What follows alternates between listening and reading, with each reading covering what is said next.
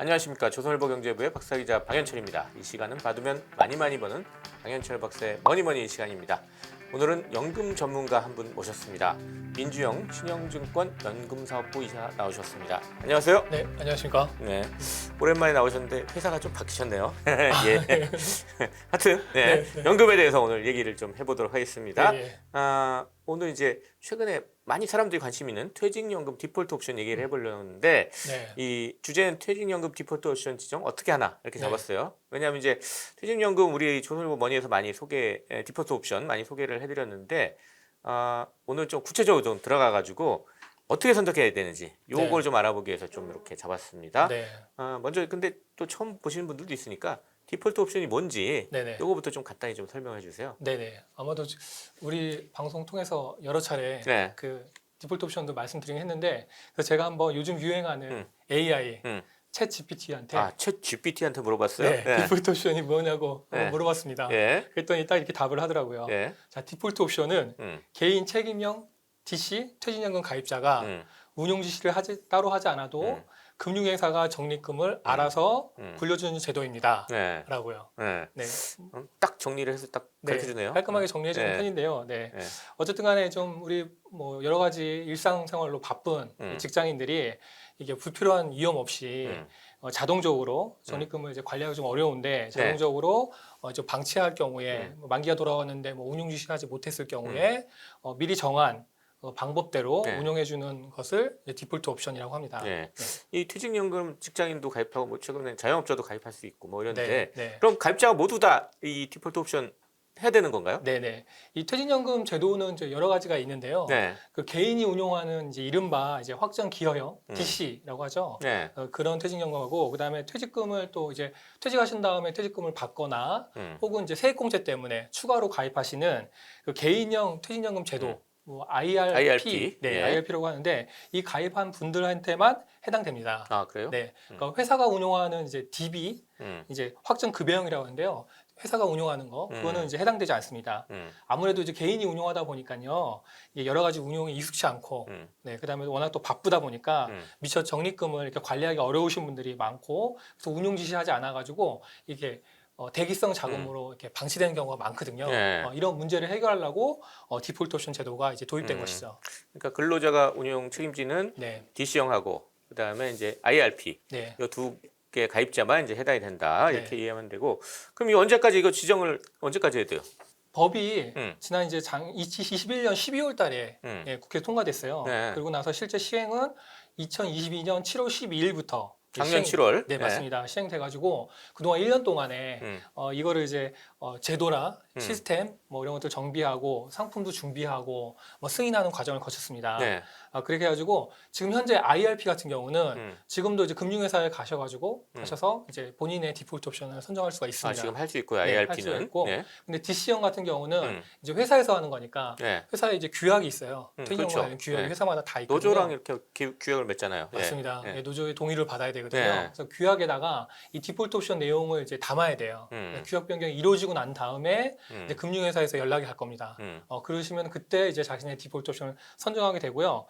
근데 이제 지금 같은 경우는 이제 예금에 가입하신 다음에 만기가 돌아오면은 이제 지금 현재 그때 만기 돌아온 시점에 금리가 제일 높은 정기예금이나 혹은 동일한 정기예금으로 자동 재해치가 되는데요. 이제 올해 7월부터는 7월 10일 정확하게 말씀드리면 7월 10일부터는 자동 재해치가 안 돼요. 안 되고 그냥 대기성 자금으로 빠지거든요. 그렇기 때문에 7월 전까지는 자신의 디폴트 옵션을 지정하도록 그렇게 지금 권고하고 있습니다. 그러면 이제 디폴트 옵션 지정하면 좋은 점이 뭐가 있나요? 이거 뭐 좀 이렇게 다른 식으로 표현하면은 어떤 디폴트 옵션을 지정한다는 거는 퇴직연금 적립금의 어떤 최소한의 운용 가이드라인을 이제 정한다라고 보실 수가 있습니다. 비유가 적절할지 모르겠는데 우리가 이제 산에 오를 때 암벽이 있는 좀 위험한 산에 오를 때 그 로프 줄에다가 이 바위에다가 이렇게 줄을 이제 고정시키잖아요. 네. 네. 그런 것 같이 보시면 돼요. 내가 이제 어느 정도 운용하는 데 있어가지고 미처 이제 관리하지 못하더라도 이 로프 줄에 바위에 딱 이렇게 박혀서 나의 운용을 최소한의 이 로프 줄만큼은 지켜준다라고 이렇게 그런 식으로 좀 생각하시면 될 것 같습니다. 기본적으로 할 수 있는 건 해준다. 뭐 네, 이렇게 맞습니다. 좀 생각하면 되겠네요. 네네. 근데 일단 디폴트 옵션 그러면 이거 지정을 하고 나면 딴 걸로 바꿀 수도 있는 건지 네네. 이게 또 궁금합니다. 네, 맞습니다. 일반적으로는 이제 이 투자 성향별로 뭐 네. 초저위험, 저위험, 그다음에 중위험, 고위험 이런 식으로 이제 이런 유형으로 네. 이제 분류를 하는데요. 지정하고 나서 나는 뭐 저위험 했는데 좀 고위험을 하고 싶다. 뭐 언제든지 고위험을 바꿀 수 있습니다. 네. 다만 이제 실제로 만약에 저위험을 하시고 난 다음에 투자 자금이 들어갔다. 네. 이럴 경우에는 실제로 이제 뭐 펀드라든지 운용되지 않습니까? 그러면 이제 그 운용되어 있는 자산들을 팔고 다시 이제 고위험 펀드로 옮겨가야 되니까 시간이 좀 소요될 수가 있고요. 만약에 이제 정기예금이 들어있다고 한다면 네. 또 예정된 금리보다는 좀 떨어지는 중도에 이제 찾다 보니까 네. 그럼 떨어지는 경우는 발생할 수 있습니다. 웬만하면 한 번 지정하면 바꾸지 않는 게 좋을 것 같은 느낌이 드네요. 들어보니까요. 네. 뭐 좀 신중하게 네. 하시는 게 좋겠죠. 그래도 뭐 상황에 따라서 바꿀 수 있으면 네. 바꿀 수는 있다. 맞습니다. 네. 네. 이렇게 알고 있으면 될 것 같고요. 또 이 언제까지 해라 딱 그랬을 네. 거 아니에요. 이제 그럴 네네. 거 아니에요. 그러면 그때까지 안 하면 어떤 불이익 같은 게 또 있나요? 뭐 불이익, 뭐 법적인 불이익 뭐 이런 건 있는 건 아닌데요. 네. 근데 이제 앞서 말씀드렸다시피 지정하지 않으면은 네. 이제 정기예금 만기가 만약 돌아와서 미처 챙기지 못했는데 그러면 이제 대기성 자금으로 빠지거든요. 예, 이 대기성 자금으로 떨어지게 되면은 보통 일반적으로 MMDA나 네. 뭐 수시 입출금 예금, 뭐 MMDA나 아니면 단기 MMF, 그다음에 뭐 CD나 콜 뭐 이런 걸로 이제 운용이 돼요. 네. 근데 이런 것들이 금리가 물론 최근에 좀 올라와서 금리가 높아졌다고 하지만 최근 금리 보면 한 3% 정도, 네. 뭐 2%, 3% 정도 네. 수준으로 정기예금보다 네. 조금 낮죠. 그러니까. 맞습니다. 예. 네, 그렇습니다. 그런 금리로 자금이 이제 어떻게 보면 방치되다시피 네. 할 수가 있는 것이죠. 그냥 안전한 정기예금으로 계속 재이치하고 싶어도 이 디폴트 옵션에 뭐 정기예금 돼 있으면 거기에 재이치가 되는 거고. 네, 맞습니다. 근데 안 해놓으면 이제 재이치가 안 되는 거고 이제 네, 앞으로는. 맞습니다. 네. 이거 정확히 알고 있어야 되겠습니다. 네, 네, 그러니까 그럼 디폴트 옵션 상품 그럼 어떤 것들이 좀 지금 나와 있나요? 이제 이 금융회사들이 좀 다 계속 내놓고 있는 것 같은데요. 맞아요. 예. 네, 워낙 많은 금융회사들이 워낙 다양한 상품을 한꺼번에 이렇게 내다 보니까 네. 아마도 뭐 신문 기사를 보셨을 때 너무 많고 도대체 어떤 것들이 있는지 좀 복잡하실 수 있을 것 같아요. 네.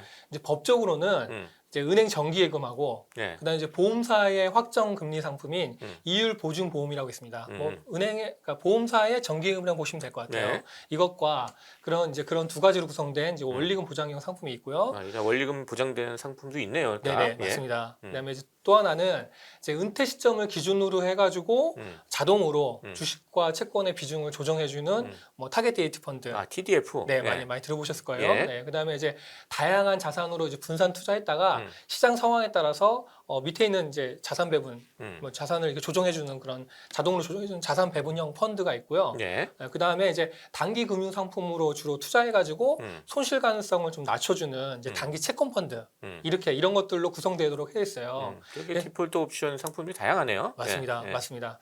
근데 현재까지 이제 승인된 디폴트 옵션이 한 259개.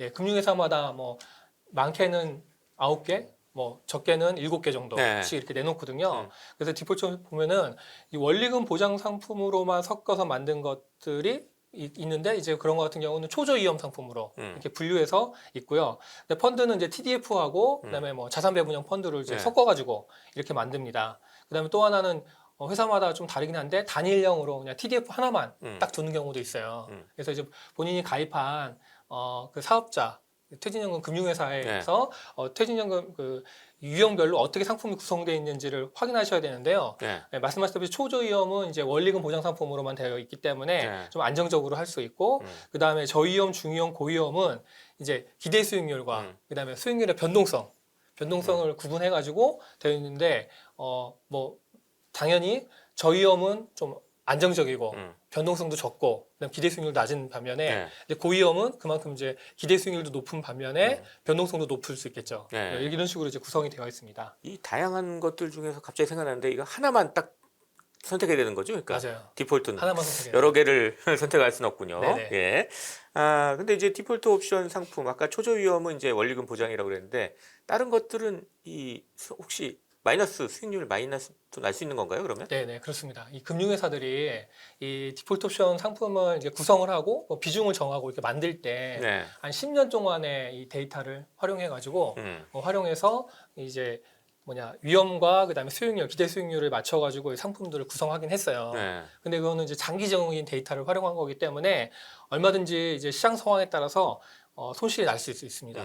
예. 근데 이 수익률이라는 거는 보면은 이제 저희도 상담을 하다 보면은 이 수익률이 6% 났다, 뭐 8% 났다. 근데 이제 우리가 또 고려해야 될 게 수익률을 볼 때 항상 기간 개념. 네, 그게 과연 뭐 예를 들어서 1년 동안 낸 것이냐, 아니면 10년 동안 낸 것이냐 이렇게 볼 수 있는 거죠. 뭐 예를 들어서 뭐 10% 났는데 네. 10% 수익률이 이제 높은 수익률이냐라고 하는 거에 대해서 그것만 가지고는 알 수 없잖아요. 그러면 이게 만약 얼마 1년 동안의 기간에 그렇게 났냐 이게 맞습니다. 중요하다 이거죠. 맞습니다. 예. 이게 만약 1년 동안 난 수익률이라면 상당히 높은 수익률이라고 볼 수 있는데 만약 10년 동안 난 수익률이라고 한다면은 나누면 1년에 1%밖에 안 되는 네, 맞아요. 수익률이네요. 예. 예. 은행 예금보다도 뭐 예. 높지 않은 거니까 예. 기간 개념을 항상 보셔야 될 것 같고요. 예. 그다음에 그래서 기간 개념이 중요하다. 제가 직접 만나보면 이제 기간을 생각 안 하시는 경우가 많이 있더라고요. 예, 그래서 이제 단기적으로 뭐 1년이나 6개월 이 정도는 손실이 날 수 있는데 이건 어디까지나 평가액이고요. 네. 예, 만약에 이제 찾지 않는 한은 내가 현금화하지 않는 한은 그 수익률이 시장 상황에 따라서 또 변동될 수 있다. 지금은 마이너스 날 수 있지만 좀 기다리면은 이제 플러스로 다시 바뀔 수 있다. 네. 예, 그 디폴트 옵션을 구성할 때는 좀 장기적으로 성과를 내는 거를 보고 있기 때문에 디폴트 옵션 상품을 선택하시고 나서도 단기적으로 보시기보다는 좀 길게 보시고 하시는 게 중요할 것 같고요. 네. 끝으로 또 하나는 이 디폴트 옵션 상품을 이제 정할 때는 뭐 이게 사실은 대부분이 이제 아까 말씀드렸다시피 바빠가지고 미리 네. 상품을 이제 자신에 맞는 상품을 고르거나 지정하지 못할 경우를 대비한 거기 때문에 이게 고수익을 막 추구하고 막 이런 것들은 아니에요. 일반적으로는 한 정기예금보다 조금 높은 수익률, 뭐 고위험이라고 한다면 네. 그 정도를 추구하는 상품이다 이렇게 생각하시면 될 것 같아요. 그 디폴트 옵션인가 사실 그 한 번 딱 선택하고 나면 네네. 그다음은 별로 신경 쓰지 않아도 자기가 잘 알아서 네네. 정기 예금 금리보다는 조금 높게 이렇게 네. 나올 거라고 기대하고 지금 딱 선택하는 거잖아요. 맞습니다. 그러려면 일단 한 번 선택할 때 되게 이 선택이 되게 중요할 것 같은데 네네. 어떻게 좀 고르는 게 좋을까요? 네, 우리가 이제 금융회사에서 상품을 이제 선택을 할 때 네. 한번 설문조사 같은 걸 해요. 이 설문조사 내용을 보면은 이 자금의 성격이나 투자 기간 아니면 이제 투자하시는 분이 투자 경험이 좀 많으신지 이런 설문조사를 하거든요. 네. 대부분 다 모두가 하게 되어 있거든요. 하게 되면은 뭐 이제 결과가 초저위험, 뭐 저위험, 고위험, 중위험, 뭐 초고위험 뭐 이런 형태로 나와요. 네, 자기 이제 위험 성향이 맞아요. 나오는 거죠. 맞아요. 이제 회사마다 명칭이 좀씩 다를 네. 수 있는데 아무튼 그런 결과들이 나오거든요. 이제 그거를 이제 해보고 난 다음에 거기에 맞춰가지고 만약에 내가 설문조사 결과가 저위험으로 나왔다. 그러면은 디폴트 옵션에서도 저위험을 선택한다든지 뭐 이런 방식을 한번 해볼 수 있을 것 같아요. 네. 예. 그다음에 또 하나는 이 디폴트 옵션이 사실은 제도가 이제 두 가지 의미를 가지고 있는데 앞서 말씀드렸다시피 워낙 뭐 생계에 바빠서 아니면 투자에 익숙하지 않아서 운용 지시를 미처 하지 않았을 때 대기성 자금으로 빠지는 걸 방지하는 것도 하나 있고요. 네. 예. 또 하나는 난 모르겠다. 이거 도대체 뭐 아무것도 모르겠다 나는. 네, 네. 어떤 상품을 할지 모르겠고 금융회사가 이렇게 포트폴리오 짜가지고 마치 대표 상품처럼 이렇게 제시한 거니까 그 중에서 내가 이제 디폴트 옵션 수익률을 보고 나 아예 거기다 맡기겠다. 네, 이런 목적으로도 또 디폴트 옵션을 선택할 수 있거든요. 네. 네, 이럴 때는 만약에 이제 퇴직이 좀 많이 남았다, 좀 젊다라고 한다면은 이제 고위험이나 중위험 이런 거 선택하시면 될 것 같고요. 네. 아니면 이제 퇴직이 얼마 안 남았다 이렇다면은 이제 초저위험이나 저위험을 선택하시면 좋을 것 같습니다. 네. 네네. 자 이제 일단 그런 방식을 이제 하나 딱 선택을 했어요. 그다음에 구체적으로 지정하는 또 방법이 있을 텐데 어떻게 좀 해야 되나요? 네네. 그 뭐 앞서 말씀드렸다시피 IRP 같은 경우는 지금도 이제 하실 수 있는데요. 네. 요즘에 최근에 뭐 여러 가지 이벤트도 많이 하고 뭐 선택하시면 커피 쿠폰도 주신다고 하고 네. 뭐 이런 이벤트 많이 하고 있는데요. 예. 네, IRP 같은 경우 지금도 하실 수 있어요. 그다음에 이제 DC는 규약 변경된 다음에 금융회사에서 안내하시면은 그때 이제 하시면 될 것 같고요. 네. 하는 방법은 두 가지가 있습니다. 예, 첫 번째는 이제 금융회사 지점에 가셔가지고 예, 지점에 가셔서 정해진 서류에다 작성하셔가지고 직접? 네. 직접 하시는 방법이 있습니다. 다만 이제 직접 가야 한다는. 시간도 많이 걸릴 것 네네, 같아요. 맞아요. 직접 하시면 요즘에 서류가 좀 복잡한 게 있는데 하여튼 그래도 믿음감이 있잖아요. 직접 만나서 하면. 네, 그건 장점이 있죠. 예. 맞아요. 좀 상담도 할 수 있고.